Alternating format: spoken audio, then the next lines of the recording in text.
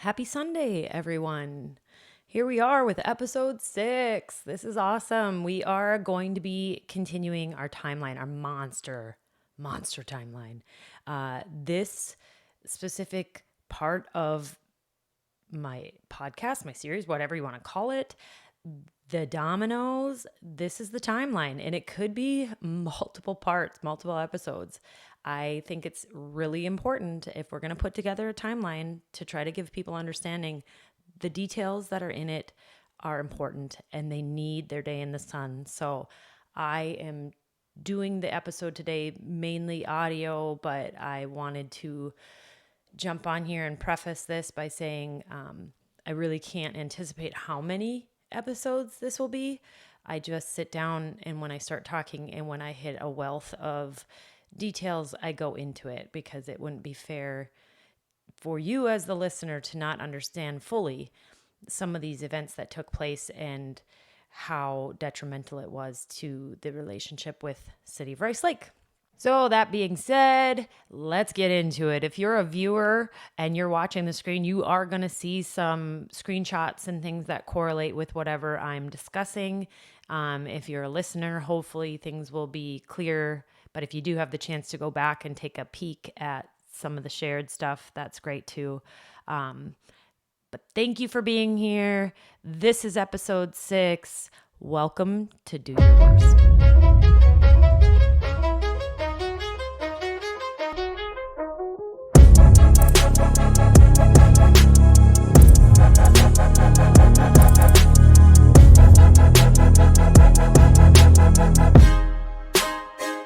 Okay, we're back in this timeline, picking up in January 2023.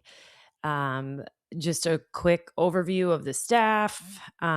We now have Katie Blackman, who won't last long, and then pretty much the basic structure that has existed. And we're still in our house build. So, I just want to kind of bring you all back to the timeline that I'm building. The house build is important because that's where we really felt a lot of shifting in the feelings and the vibes we were getting. And I hate even saying this, but it really did feel like a form of jealousy. I don't know. I don't know if that, I have nothing to prove that. But I trust my gut. I always have trusted my gut. And that is the feeling that we got. And I mean, you look at the timeline and it's kind of undeniable. So the LSE students are back on site but now we just learned that class numbers have declined and that LSC, Lake Superior College, laid off the second instructor who is like in his 30s. This left the veteran instructor, like the guy in his 70s who is set to retire. Bless his freaking heart. His name is John Calcaterra. He had pushed through for us, the students. He returned after break, after a surgery that he had put off for literally years, just because, he's getting ready to retire. He wants to get this taken care of. His dedication to coming back is the only thing that prevented this project and the students, the whole thing from being just canceled. And I was not happy. As you know, I advocate for all the underdogs. If I see any wrongdoings, you'll hear me from the rooftops. And what LSC did to this man, I was livid. What they were doing to us, what they were doing to these students, but more importantly, the how inhumane it was. I mean, he could hardly walk. He was told by his doctors not to quote unquote work. Most of the days, he had to teach from the cab of his truck in the driveway. And I am not complaining because if he hadn't showed up, we'd be done. The students would have been done. It was unbelievable. So you bet your ass I got a hold of the college and I let them have it. And I just said, how could you? I don't give a shit how many students were in the class, you you can't, that's a numbers game, and you're relying, yes, obviously the veteran instructor had seniority over the younger instructor, but look at, like, before you just look at numbers on a paper, maybe do some investigating and find out, like, who is needed and for what. It was just awful. It was so awful, and what they did to John Calcaterra, I still can't believe to this day. So, and it obviously affected us, and it affected the students. So anyway, back into February of 23, Katie Blackman, who was barely at City Hall, is now fired by Tony. And then Justin is now receiving his first suspension, his suspension for the window switch repair. It was a 3-day suspension without pay. Suzanne's comment at that time was, we need to set an example. And her intention was focusing on controlling all the spending from all direction. Now, before I kind of showcase, I'm brutally honest, and that includes people that are in the story, whether that be myself and my family, um, or Suzanne, who ended up eventually seeing the light. But in this moment, you got to give her some grace, because she is only being told information from Tony herself. Like Tony, Daryl, all the that's her source of information. She works a full-time job, and then she was going, she was the mayor. So, like, on top of, like, managing her own life, she was heavily relying on these people and trusting that they were giving her the right information. So you'll see while we're going through this, and then she eventually shifts and starts realizing it for herself. But you'll see, I'm just going to be honest, because that's who I am. So, um, when this whole thing started, she was the one that started by saying, we need to set an example. And Justin was suspended for 3 days. Um, at the same time, on the exact same date, not kidding, we were so far behind. And we had, like, a propane tank outside that was $1,000 a week. This is not an exaggeration. I mean, people say that building a house is stressful. This was next level. And that, basically we decided, and this was already in motion, but, like, in order to get the students back on track, or try to get them back on track, we were supposed to wait and, like, have them install insulation bats. That's what they're called. But it was at a point where we were bleeding money. Like, and I say bleeding, it was so scary. But we borrowed an extra $45,000 just to get spray foam insulation done. Great investment. It wasn't, I mean, it's not that we are regretful of that, but it was just like, oh my God, this wasn't in the plans. We shouldn't be this far behind. So moving forward, we're into March 2023. Students are still not on the timeline. Didn't matter what we did. And so we ended up having to hire a crew to hang the sheetrock. And that was, again, more unplanned money. I mean, yeah, I can't even get into the details. The house build was absolutely a nightmare. Um, but now we have John Werner's death, and then, um, just days. This is information, I've worked with a lot of sources to get all this information. And again, I tell you exactly what I know to be true. And some of this, is kind of commendable, but I'm going to tell you the God's honest truth, because that's just who I am. And so I want to read this to you, because this came to me, and I was slightly shocked by some of this stuff. But just days before John Werner's passing, he made Tony and Suzanne promise to bring Daryl Johnson, in if they were going to hire a public works supervisor. So Tony and Suzanne met with Daryl, before the passing, and to discuss with him, like, this public works supervisor. And it's crazy, because at Justin's termination, Daryl pulls Suzanne off to the side and they had a chat. And he claimed that um, it was Tony and Suzanne that told him that we need to get rid of Justin Alshire. And Suzanne told him, I don't remember saying that, but she does agree that things were escalating. So now, this is all based on hearsay. I'm going off of what I'm being told, but it sounds to me, I mean, regardless if it was Tony and Suzanne or Daryl, whoever it was clear that Justin Alshire was a freaking topic all the way back to John Werner's death. And why? Why? Just, yeah, just answer why. So he apparently said that Daryl was not interested in taking the position permanently, but was willing to do it for the interim. Okay. Well, John Werner ends up passing away on March 25th, 2023. Suzanne moves into the vice mayor role per the resolution of that year. And there was like a council meeting 2 days after John had passed, and it was a lot to do with the public works addition and the funding. So there was tons of people there. And so they held it to talk about that. But here's the thing is the project was already approved. But a handful of residents like Teresa Cuevola, Holly Hurstead, Brad Campy, they all attended and spoke, and people were not happy because this was a ridiculous addition. And then HR was ready to name Daryl Johnson as the interim public works supervisor that night, but Daryl asked them to not announce his name, I guess.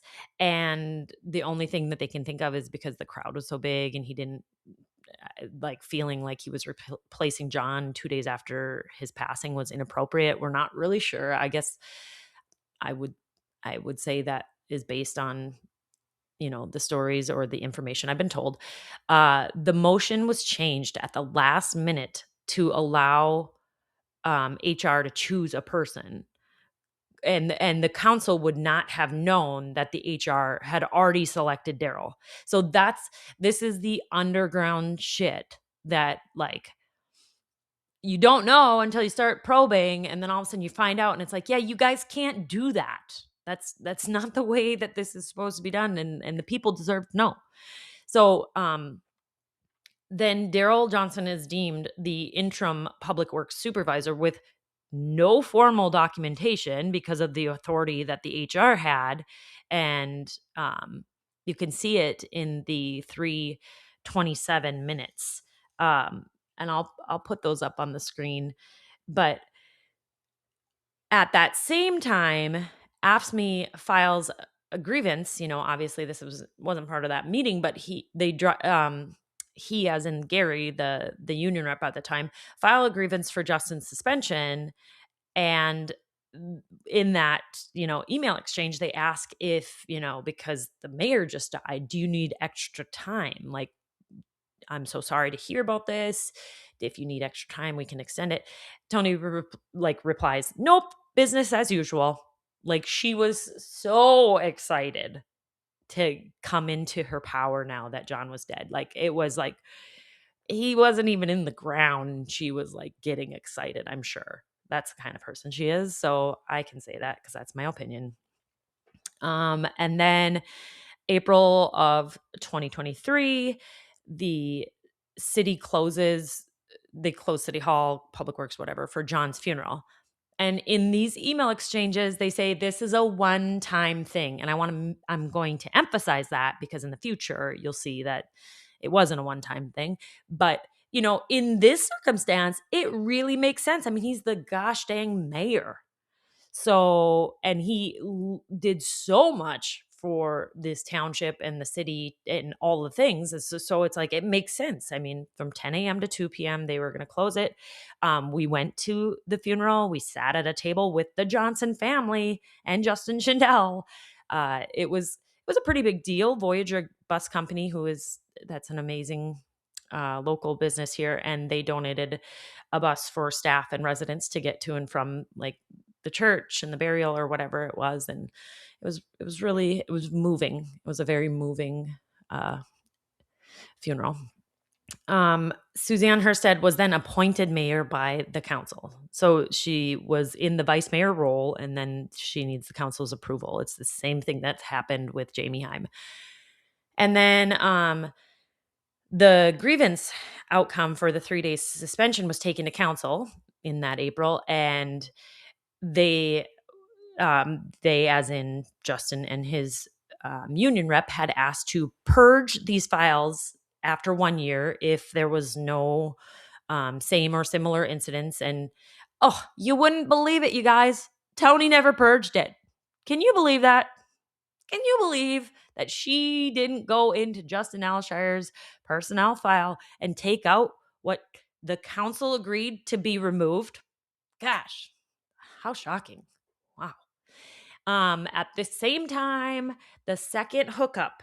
Okay, so now we've already hooked up our city sewer and water over at the Rice Lake house.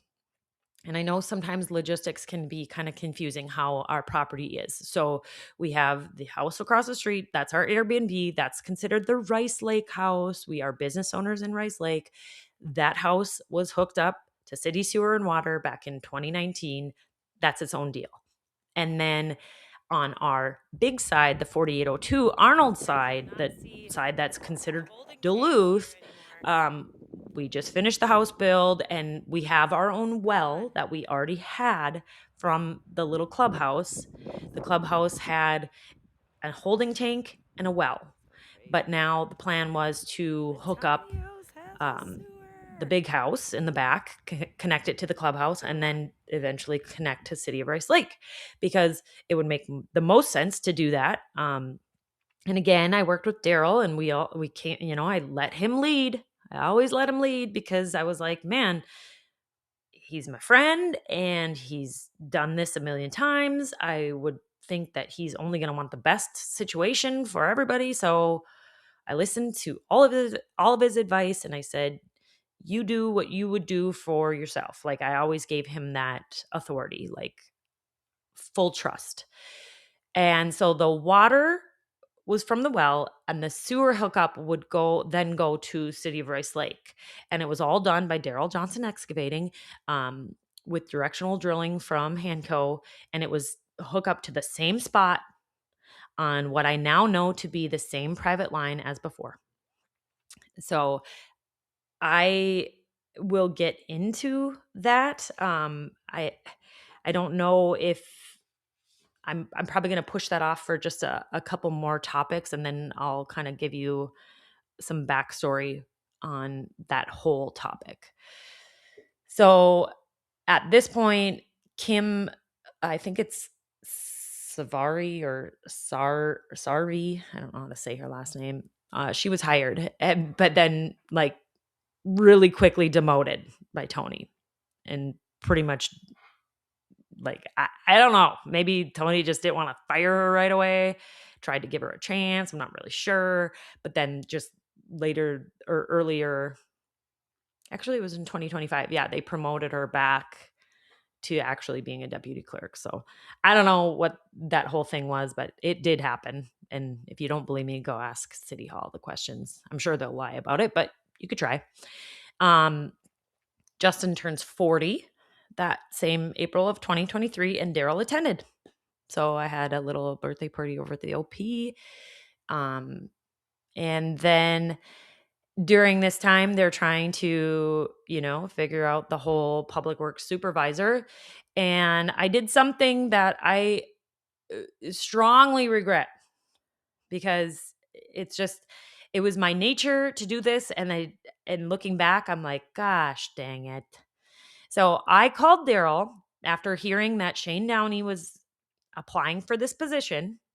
And when you come from a small town like I do, I mean, I graduated with 28 people or whatever it is. This is just what you do to take care of, like, you want other people to be successful. So, and you just assume that, like, unless they really are nasty people, they're the same good family that you knew. So I called Daryl, and I just say, I want to put a bug in your ear about this Shane Downey, and like let you know that I grew up with them. And that I really, would like to just say he comes from a great family. I told him that, like, his mom is just a peach and his dad was my softball coach and Shane worked for my dad's trucking company and that we just had a lot of connections. Um, I really thought I was doing the right thing. Big mistake. Big mistake, because Shane's a snake. And that's just the fucking truth. And I didn't know how nasty he was until we got into this. And then I start hearing all these stories from back when he was at North Shore Mining and like previous jobs and like him rolling over on other people that ended up getting fired for incidents that had him involved, but he lied. And then it's just, he's not good. He's not a good person. He's not, I should have never given my word on him. And then this isn't in the timeline, but I have to say it. So, um, as I've been communicating with all my sources, one of those being Suzanne, she's like, "That's really interesting that you said that you gave, um, you put in a good word because they were really down to like two different people in this like public works supervisor position, and they were kind of they as in the council were kind of like hashing back and forth, and then all of a sudden she said it was like all of a sudden it was just Shane and that was it and that's what they were going to go with. And I can't assume that that was based on my word, but good lord. I think it was like probably, anything that was in the bucket for Shane to like come in a little heavier. It was like, "Oh, okay, we're just going to go with this Shane guy." So, yeah, big mistake. Big, big, big mistake, but he has to sleep in his own bed with the things that he's done. May 2023, we have the open house for the LSC students. So what they do is they have an open house and it's like for the parents to come and like tour and whatever. And, obviously it's our house, our very, very unfinished house, like unfinished beyond unfinished. But regardless, where we're like, we can from here, we can take it from here. And at that point, we were so financially behind that we had to take it from there. But I want to make sure that it's known that, like, at this open house, Daryl and Yvette did pay for all the food, which I thought was so awesome. Like, I met Yvette at Costco. We went shopping and she insisted. And I thought, that's pretty awesome. And again, I just want to make sure that the truth is out there because these are the things that you think as a person you're like, "Oh, good people." Like that's just what, until they turn on you and they become like absolutely evil and then you're like, "Holy hell." So, I am putting all these details in there. Daryl and Yvette did pay for the food at the open house, but here's the kicker.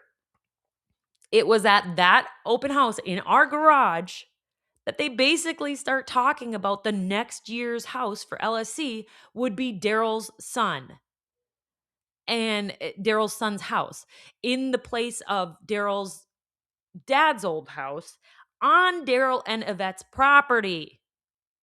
Like, come on. Come on. Like, I couldn't see the forest through the trees. Like, it was just right in front of me. But, like, now when I write it all out, I'm just like, my goodness.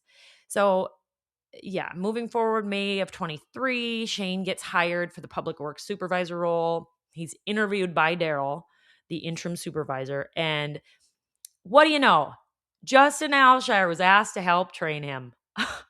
that that big old pile of shit Alshire, you know, I don't, it just blows my mind. It blows my mind because he had to train Rosenkrantz and then he trains Shane, but then Shane basically teams up with Daryl and says that, Justin Alshire doesn't know what the hell he's doing. It's really incredible.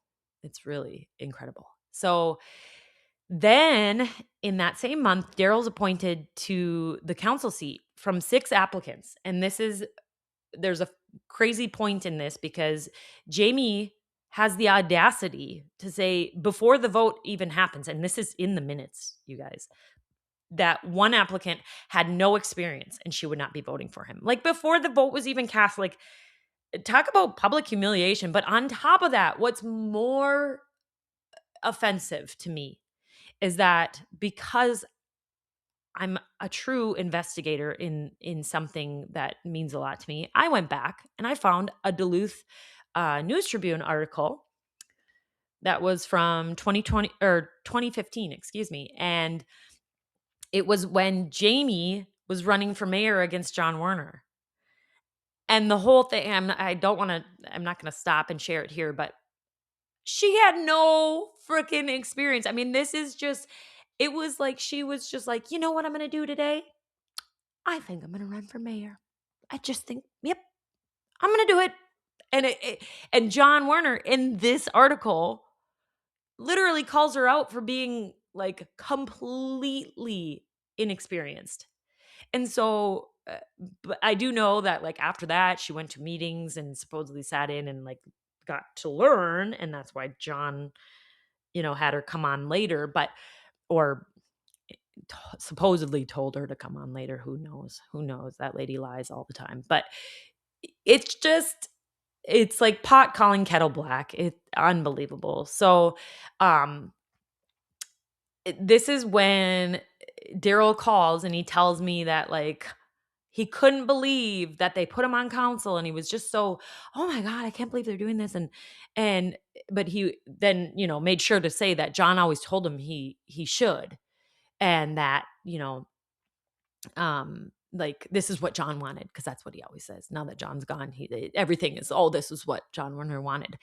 But Suzanne actually has notes with conflicting information. She says that Jamie Heim claimed that John wanted her to be the mayor. And while John had personally mentioned and spoke to Suzanne about wanting her to be the vice mayor so she could get the mayoral role. And like during the time of his sickness, he was giving Suzanne updates and medical status and all these things. Um, and then I guess John told Suzanne that he did not want Daryl to be the mayor, but he wanted him to be the public works supervisor. I mean, good Lord, let the man rest in peace and just, yeah, stop using his name. It's offensive. But anyway, that same month, the council passed a spending policy, and that's so ironic because this is, what spurred the whole Justin Alshire thing is he didn't get approval and he should have known, but they did have to add like a little verbiage on that spending policy and then another spending policy for council and approvals and everything. That whole thing went through. So going over the staff again, just to keep you in the loop that Katie's gone, Kim is in. It's Suzanne, John, Jamie, Daryl, and Bob on council, and we're into June 2023. This is when we had to move our family. We borrowed a camper from a friend and moved to the driveway in the back of the new house because Duluth wouldn't let us live in the house without a certificate of occupancy because the house was so freaking unfinished. But we had renters in the other houses and we were trying to like regain some form of financial stability. So we're in a camper in the driveway. But this is when it gets dirty. Okay. So we're moving into our new house and all of a sudden I, had taken a phone call with Daryl, who kind of explained a brief overview of this easement, utility easement that he was talking about. And he kind of told me a little bit, and then he would tell Justin, and Justin came home and whatever. But so this is a topic that gets kind of intertwined. And so I'm going to go off on this topic because I think it's important for you guys to understand the details of this. So Justin signs a utility easement with Daryl at Public Works. And then Daryl drives down to my workplace for a signature in the parking lot. And you can imagine there's no notary public in the goddamn parking lot of Lake Superior Dental. But I am coming out of a house build that was literally one of the most stressful coordinating event. I was the general contractor, if you will, because that's how you have to be as a house owner. I was fried. And I trusted Daryl, as I always did. I trusted him. And he said, okay, so this easement will grant the city of Rice Lake access to the private line that runs across the back of your property to the outskirts village, then owned by Joetta Godden. So I'm gonna give you a brief overview. Our whole land was owned by the Goddens at one point. And across the street at that 7.5 acres with a 3 bedroom, Joetta and Dave built that house.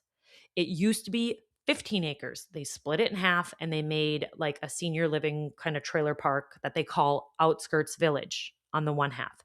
They never sold that when they sold the whole kit and caboodle to the Ings.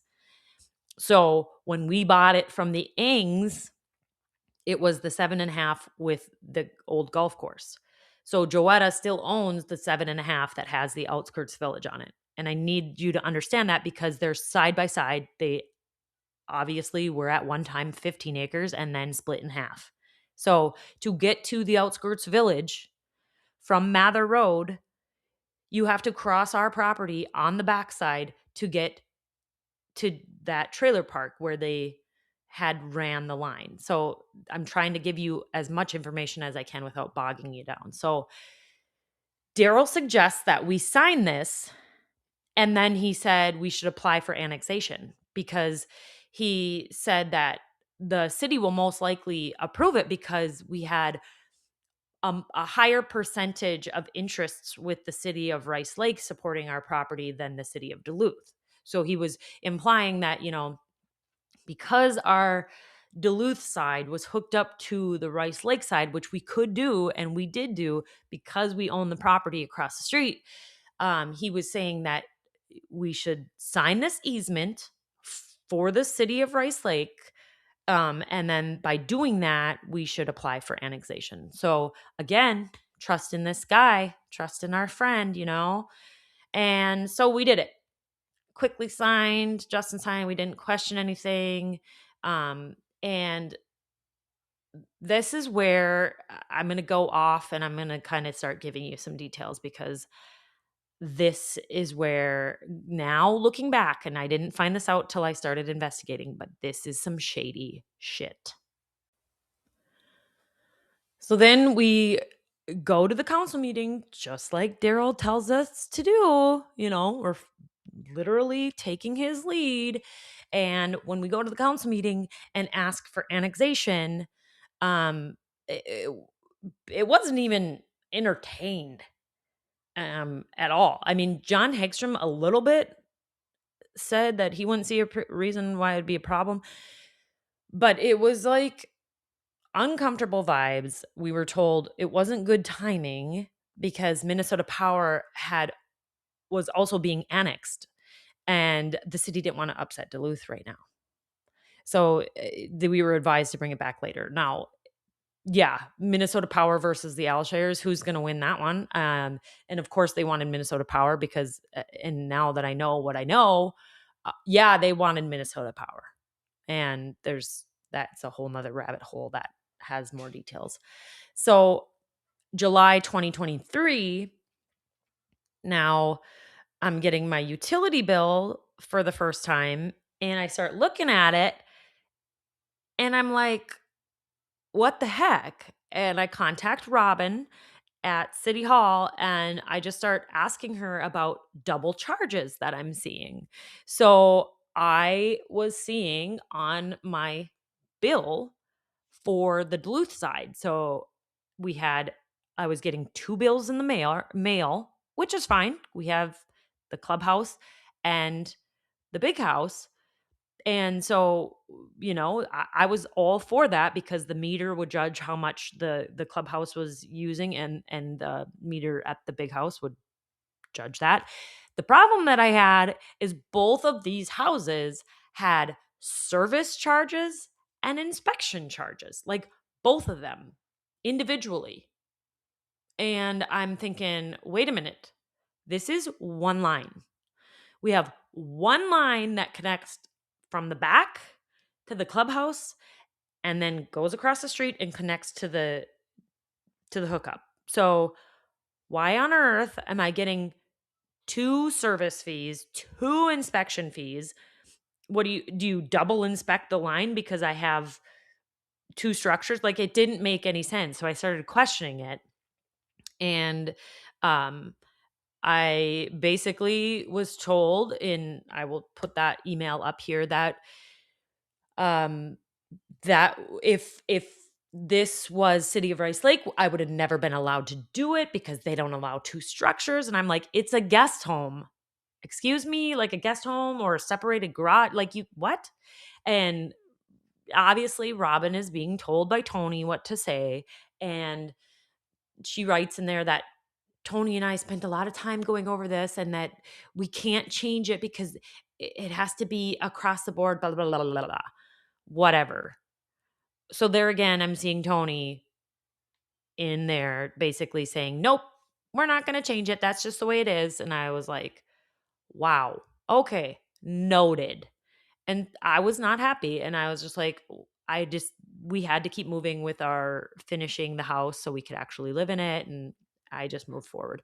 Now, at the time, I didn't pay attention to the agenda or anything with City of Rice Lake because, again, we were confident that we were in good hands. Looking back now, and it was unknown at the time. So they started reaching out to Joetta Godden. At the same time, they started reaching out to me for this easement. And she was being contacted about the city taking over her private line and pump station. And when I have reached out to her and talked to her about this, she tells me later, like this year in 2026, that it was really, really odd because after 23 years of her asking, her and Dave asked the city to help with this pump station and this line, and the city told her no repeatedly. And then all of a sudden, boom, city wants it. Now, I have my theory for this, and the theory is, and I'm going to say this because I want to make sure you're understanding as I go through this here. Now, nobody anticipated John Werner dying, including Daryl. So you got to understand that Daryl was a contractor, strictly just a contractor prior to any of this, and so he is doing work under his contractor license. And he is held responsible under that license for doing proper work. So when we hooked up to that line in 2019, the line that I'm referring to is the private line owned by Joetta Godden. We were none the wiser. We didn't know where he was hooking up. We just hired the guy that we just met not that long ago, that John Werner, was buddies with, and we thought we were doing the right thing. And it wasn't until all of this shit later, much, much later, that we've been going through now, that I start to discover all these things. Well, um, you think about it, even all the way through our house build, John Werner was alive all the way up until March. And we were pretty much done with our house build, which we had contracted Daryl for those utilities before the build started. So back in 2022.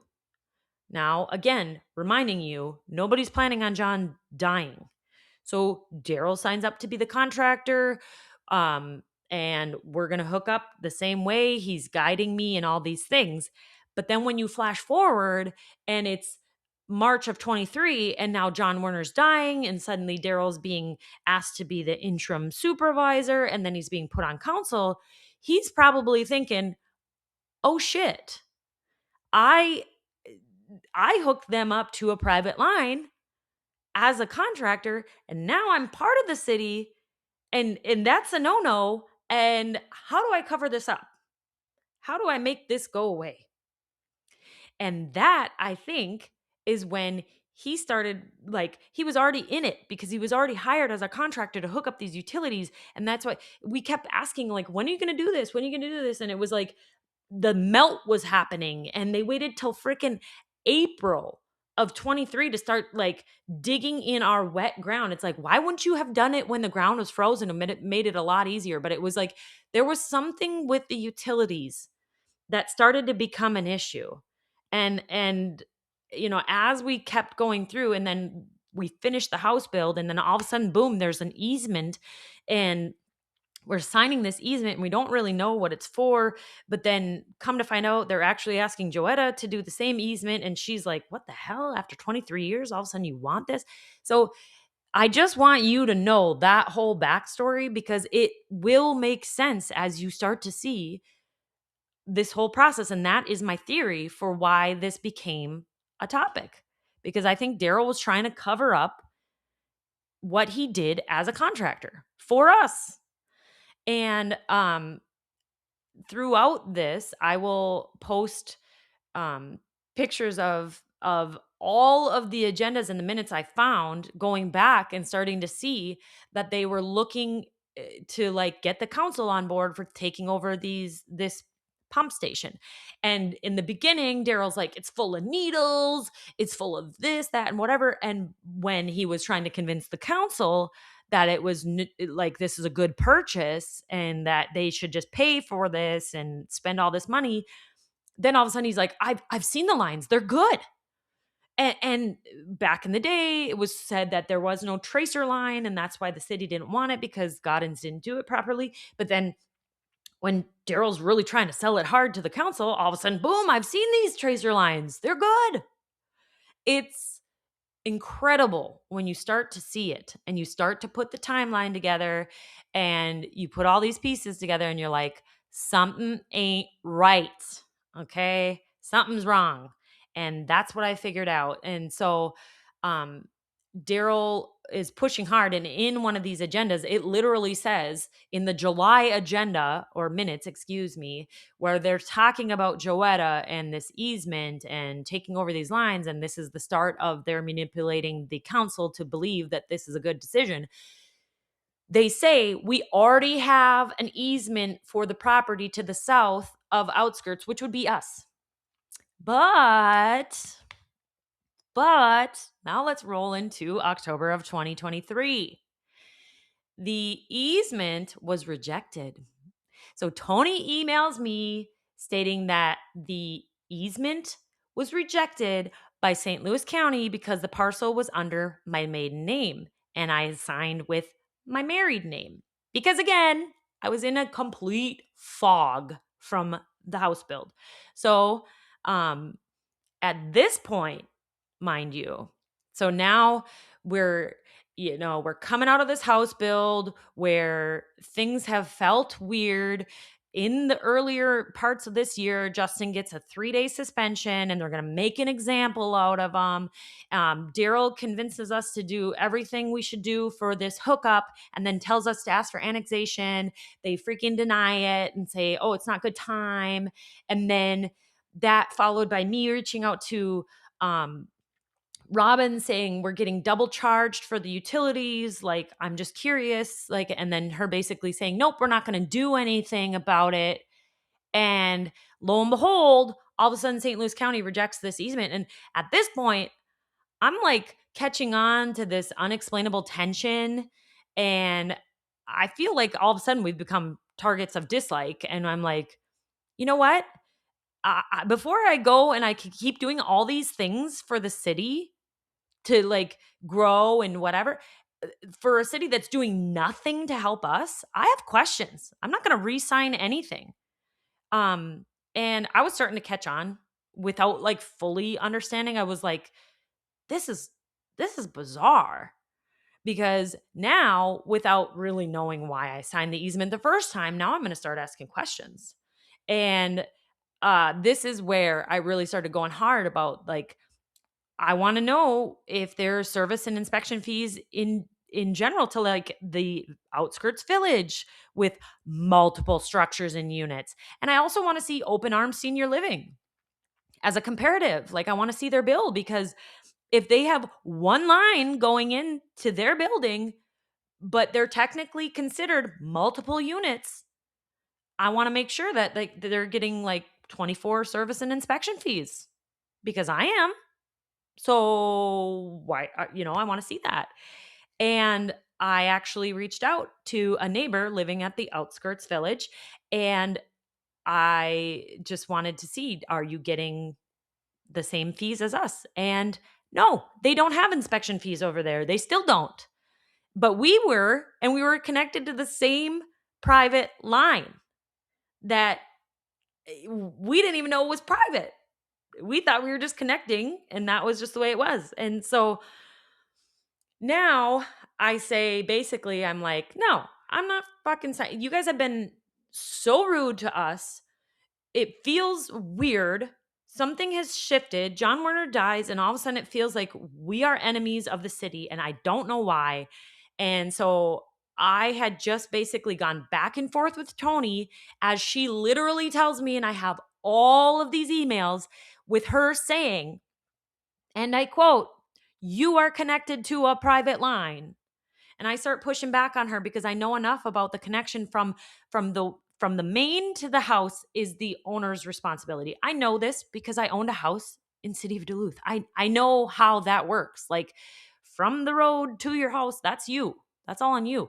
But I wasn't, and I kept going back on her, and I said, but I'm connected to a private line. And so now I'm finding out for the first time that because I'm connected to this private line, it is my responsibility if anything were to happen to that line. And that's what they're really selling in that easement. Like, no, I'm glad you're asking questions, but basically, if there are repairs or anything happens to that line, you will be responsible for these repairs. And I'm thinking to myself, how the fuck am I responsible when you're charging me a service fee, an inspection fee? I paid 30 like 34 $32,000 in trunk fees just to hook up. Just to hook up. And actually it was way more than that, but that's what I assessed to the taxes.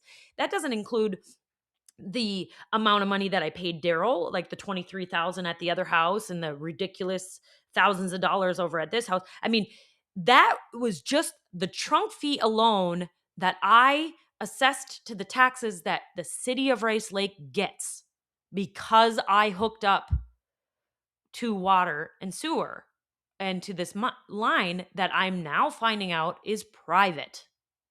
So the city of Rice Lake shouldn't have taken my freaking money.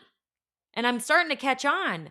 But unfortunately, I didn't fully grasp it because, again, this is the beginning portion. And I'm so mad at myself for this. So this is the beginning. I'm like, something doesn't feel right, but I don't want to call out this behavior. I just, something's weird. So, the Daryl, like I said, after the easement is rejected, and I start digging my heels in, and I'm like, absolutely not.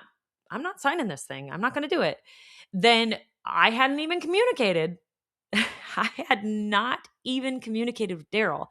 And then he calls me before anybody even met. So it's like, clearly Tony is starting to panic, probably because their plan is not going like they thought, because all of a sudden this is like, oh my gosh, never saw this coming. So then he calls me that night, and I told him, I said, I'm pissed. It's like we keep trying to do all these nice things for the city, and they're not doing anything for us. I said, Tony's being a bitch.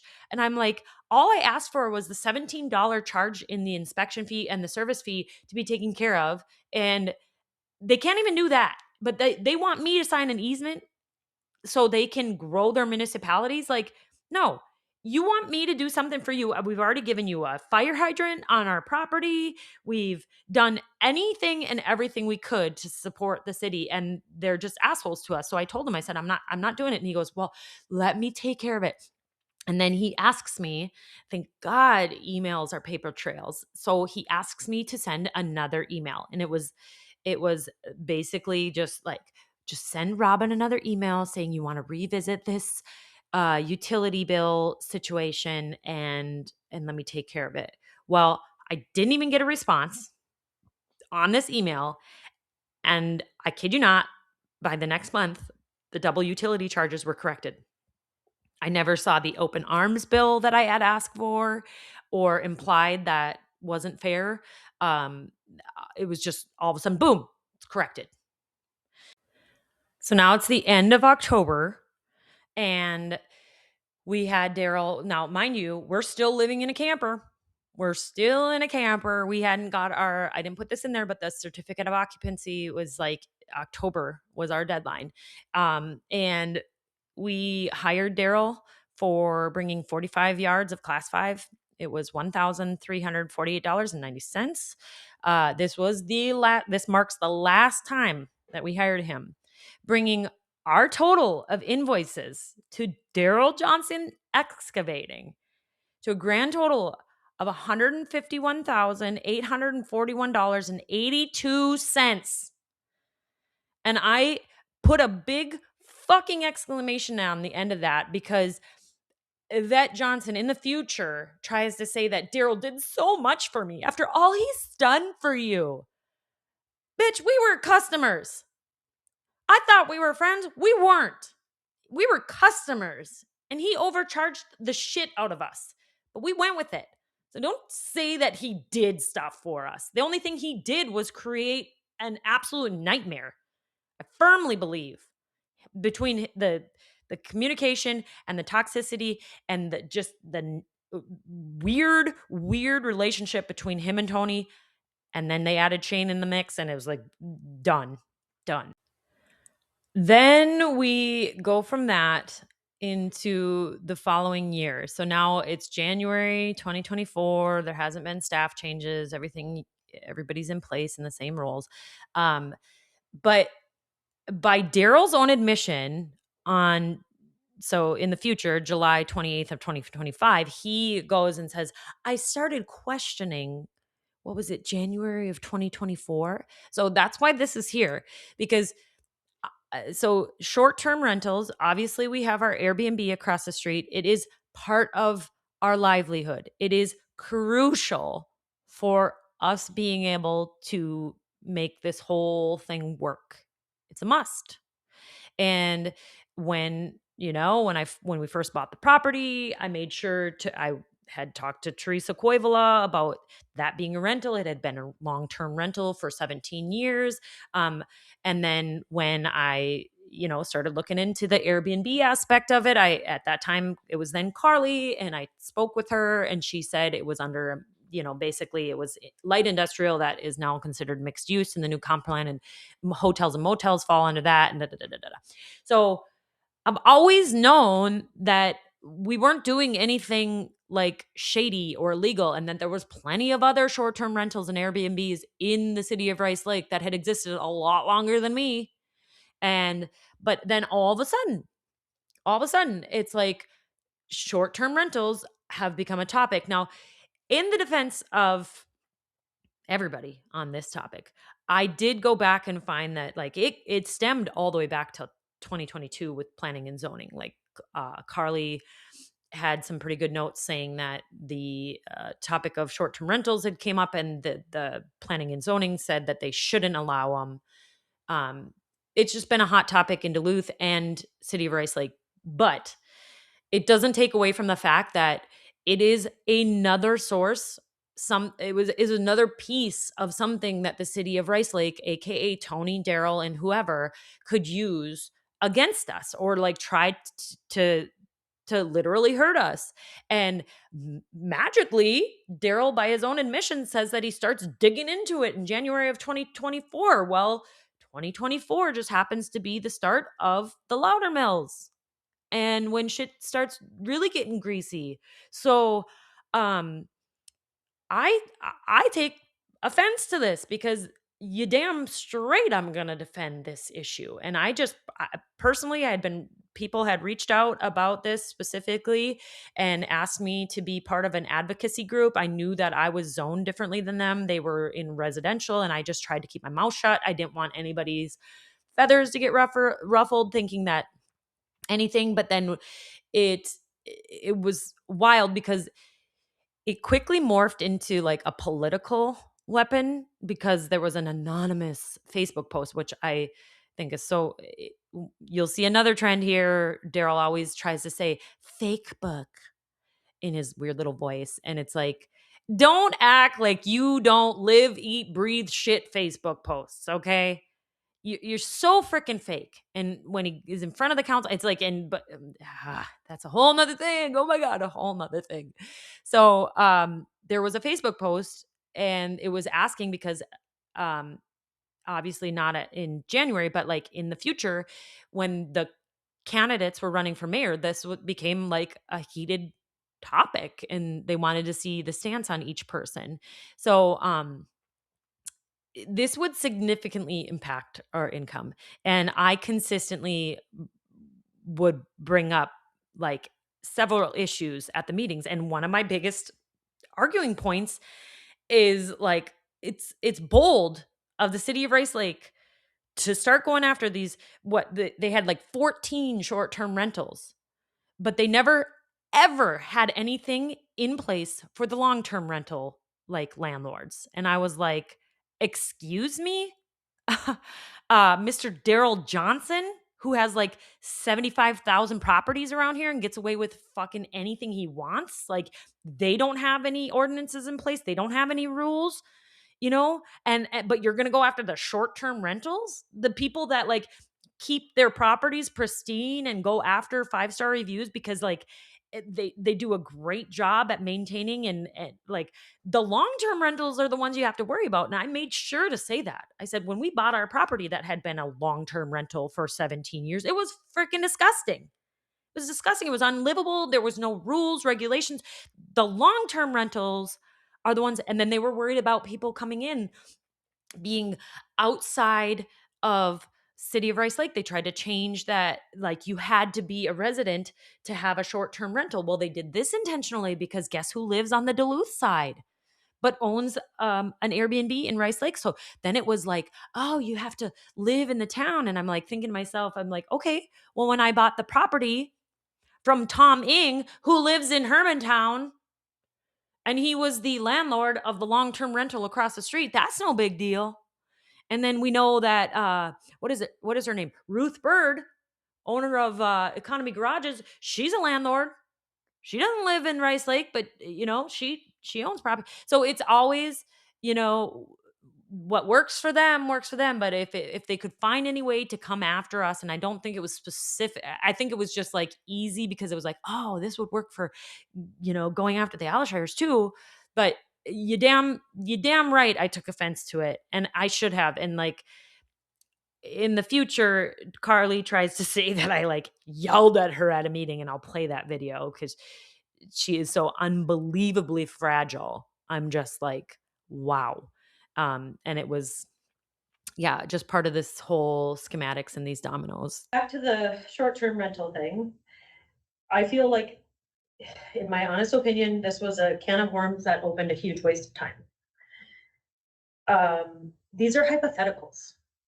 This, referencing party houses is no different than renting a long-term rental to a college students. I mean, you don't know if they're going to be party animals. You don't know that.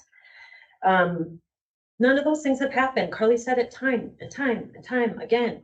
We have no issues. Why create issues?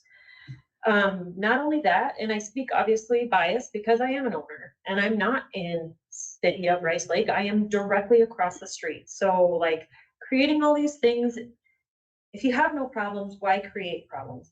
We clean ours ourselves, but you talk about people that own it from out of town, they create jobs for local cleaners. And if I may, I know that Carly's mom has cleaned short-term rentals, and that's a little side hustle for Jamie Johnson, who is a local girl and cleaning. Don't make mountains out of molehills. This should have never been a topic. I heard Councillor Johnson referenced January 24, and you said a resident complained. No, that's when I first started looking into it. Yeah, but why did you look into it? Because that timeline directly correlates with my life and parallelism to things that started going awry. And I just wonder, why was this even an issue? I just called the city of Hermantown and asked them what they had. So just the mayor. I mean, we like to talk to our other cities and see what they do. I just find it hypocritical coming when we don't have anything in place for long-term landlords.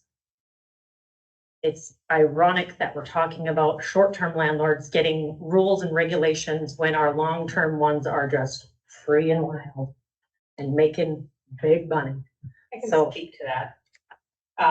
This came up because we had put the language in to completely stop it in 2023 But why? because several members of the council and staff, myself not excluded, were like, we're scared of this. So what do? You just put the brakes on. And so it was we don't really know how to handle this. And St. Louis County had just passed their ordinance. So it was, okay, well now it's been publicized that the county is allowing them, they are regulating them. And I had talked to the folks at the county in their land use department. And I'm like, so how's that going? How are you regulating? And they're like, we're not really sure. We've got some applications. Some people are responding and some aren't. So it was kind of a fail safe to just go, all right, no, not allowed.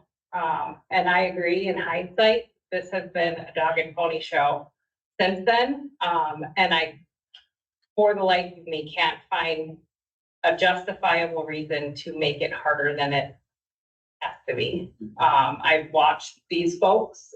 There's a couple of them that are here. I've spoken to them at length. I put the minutes from the meeting where they all spoke at a planning commission meeting, spoke to this and all of the things that they go through to make sure that they have a reputable, upstanding business so that they're successful in it. If they're not successful, they quit and they sell the house. Or in our case, they might turn it into a long-term rental and then they'll really learn how that hurts the place. So, I can speak to both of that. And it's not easy. It's not easy being a short-term rent. Justin and I clean our butts off. We go after those 5-star reviews. That's the only way you can auto-populate that algorithm to place yourself at the top. This is our small business. This is no different than anybody opening a shop and selling their jewelry or doing something. You're putting yourself out there to be completely criticized by whoever your customers are.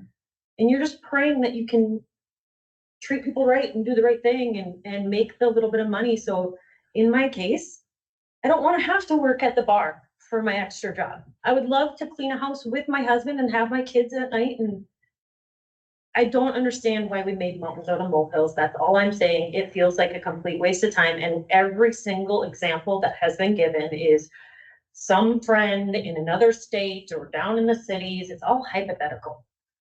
We've had issues in Duluth over the years past with all the college houses. That would be no different. Long-term, short-term. We just had to evict somebody this last spring and it was awful.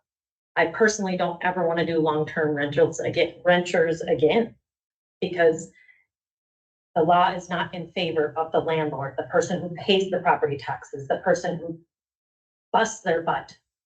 People can be couch potatoes with no job and have zero respect for that person and just be like, well, I guess I'm not paying. And those are the people that don't get repairs on the house because now the landlord's, pardon my French, pissed off. So let's just take it for what it is, go back to before we even talked about this and just leave it alone until it's an issue. Because long-term renters have been an issue. Let's keep fairness. All right, thank you, John. January 2024 is also the same month that the council does a promotion to Tony Bloomdahl from city clerk to administrator. And they presented it as a title change. It's like, it's not a title change. It's like a promotion. This is a significant power shift. And if you read the minutes of this meeting, you could see that some of the council members are concerned. Like people with a brain in their head are like, wait, we just need to make sure that, what does this, do as far as power? And like, you can see that there's hesitancy. Like, and also I know this to be true from multiple sources that John Werner himself, the one that they always, try to use in their favor and all these things. He said specifically that he never wanted a city administrator role in the city of Rice Lake because he felt like it would take power away from the council, and he wanted to keep the township strong and like the city strong. Like he himself said he did not want that. But in this meeting, because he's dead and he can't really come back from the dead and say, Daryl, you're lying. But Daryl falsely claims that Werner told him, and apparently only him, like that he did in fact want this position for Tony. And it's a complete lie, you guys. It's a lie, it's a lie, it's a lie. The audacity that he has to try to ride on coattails of Warner, acting like they were besties, literally doing everything like making it so sentimental in front of the council, but then using his name like this and lying. It's so gross. It's offensive. Um, February 2024. This is when we find out we're pregnant with Mr. Elliott. And it was a surprise. Let me tell you, it was a freaking surprise. And um at this same time, Stella Maris Catholic Academy, who bought the old Woodland Hills, which is on the backside of our, like, we're surrounded by them. They all of a sudden they had been, and I mean, it was significant interest in purchasing our property. Like unbelievable. Like they teamed up with Saint Scholastica and they had pulled us into a lot of meetings. I was feeling like N I just didn't know how to feel. I was so shell-shocked and inexperienced and feeling like, "Holy shit, I don't wanna mess this up."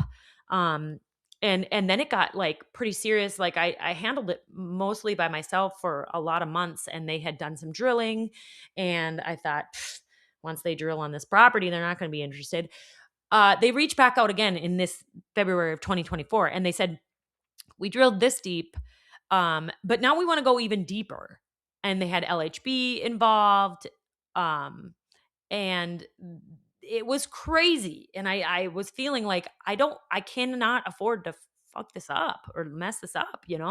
And so I wasn't going to tell a living soul, and I didn't even tell my family. No one knew. No one. No one knew I was pregnant. No one knew that Stella Maris was reaching out. And I ended up calling Daryl because I thought if anybody is going to have a good idea of what I should do, it would be him. And I just was like, you know what? Daryl, I need your help. I need you to tell me what you would do. And I don't know. I just want you to guide me. And so I called him and I told him about the potential land sale and that he was basically the only guy in the area that had comparable comps for selling.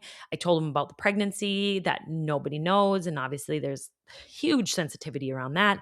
And in that conversation, we're going back and forth. And I'm just like, he goes like, how are you guys doing? Because he knows how stressful the house build was.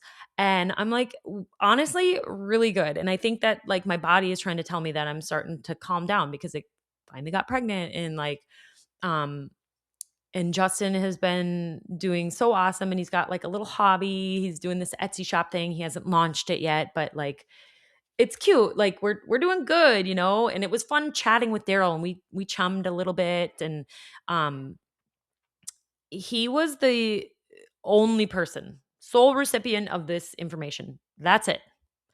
And I know this to be true that he exploited my trust with him and he revealed all these details to Tony and Shane. And this is when you can, obviously it's going to take a couple months to get that louder mill going, but the details of Justin's Etsy shop that wasn't even launched, didn't even, I think it had zero sale, or we made like one sale ourselves to see like how it works. But they found that and they fabricated all these, violations and allegations during the first louder mill. And Daryl was the prompt of that. I bet you he could not wait to get off the phone with me to go cause drama like a little biatch. because that's what he is. He's gross. With March 2024, this will take us out for this episode. We just have so much to cover, you guys. It's wild, but this is a good way to end it. I have a little video and a snippet I'll put at the end of this. In the spring of every year, you'll see that's when the LSC house builds are awarded. So around March 2024, Daryl secured an LSC house build for resident Sandra Davy on Gorton Road. And she has been described by many of the staff. So this is an opinion that they all hold, that she is very rude. And she's rude to the public works workers, the council. She's opinionated, the whole thing. The city also put approximately $38,000 in class 5, like reconstruction on her road, which only has 5 houses because of her incessant complaining. So I only bring that up because Daryl sits on the board for the house approvals, and this is how he wins over people. It's like, I'm going to do you a favor, and then, you can go to bat for me, basically. And in the meeting that was on 6/25/25, after Daryl was picked for the appointment, but not actually sworn in yet, and he was at Public Works and Justin recorded, they use Sandra as an example. They said, there's always going to be those ones like your Sandra Davies and da da da da. So it's not an exaggeration. She's clearly made a name for herself, but it's important because of the LSC build and how he uses them, and how he gets one, and then the next year it's somebody else, and then he gets one, and the next year somebody else, and then he gets one. But also, she is the one seen in the June 23rd parking lot video, where you can't really hear her that well, but I'm going to use the angle where you can actually see her hand. And I heard her as I was walking to the car, and she just made a snide little comment and something like, well, and then this lady, blah, blah, blah. And I think I shocked her when I turned around and I headed right back to her and I said, do you have a problem with me? Because she was rude in the meeting. She said that I was the one that deserved the gavel when it was all Daryl supporters like mouthing off, and then I just defended Suzanne at the end. So I think it's appropriate to have this little parking lot video just to show you, because that's the exact video that they tried to say that I was the problem and I'm the monster and I'm the one going after people. But at the end of her and I's conversation, I said, do you even know who Justin is? And she's like, yeah, I know who Justin is. He grades roads like this. And she puts her hands up, and basically like implying that he crowns the roads or I think she even says it, crowns the roads and doesn't invert them or something like that. But it's like, okay, lady, like, you have any clue, first of all? And not only that, like, that is information completely fed from Daryl. And so that just is the reason why she's on the timeline, because it is important to know he got this woman a house. He got her road fixed. She's making comments about Justin's grading. This is how Daryl works. So, all right. That being said, we're going to wrap it up here. And I just want to end with a very thankful, grateful message just to anybody who's been watching, listening, supporting, and just straight up sending positive messages. And it's such a cool feeling to be out in public and have somebody either bring it up or stop and say something. It really keeps me going. So I appreciate you all, and we'll see you next week.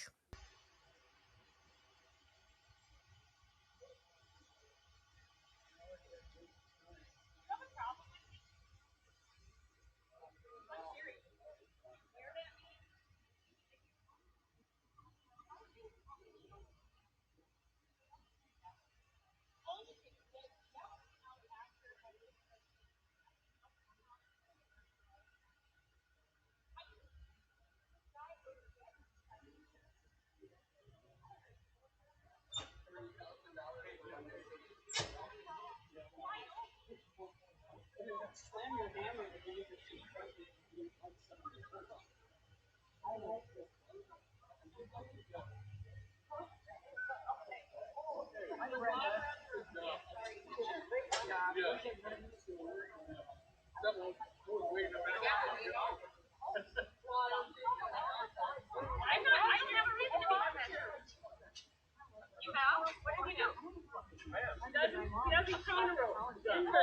so you know.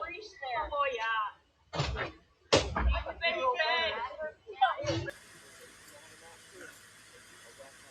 You have a problem with me? I'm serious. You glared at me.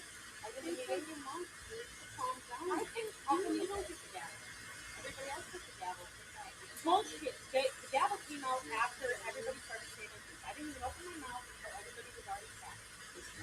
I didn't. Because the guy, or whoever, decided to say it. I don't know, the door for everybody. Oh, I know. And then slam your hammer the minute you're confronted or you don't like something you heard. I like this guy. The water under the sorry. Yeah.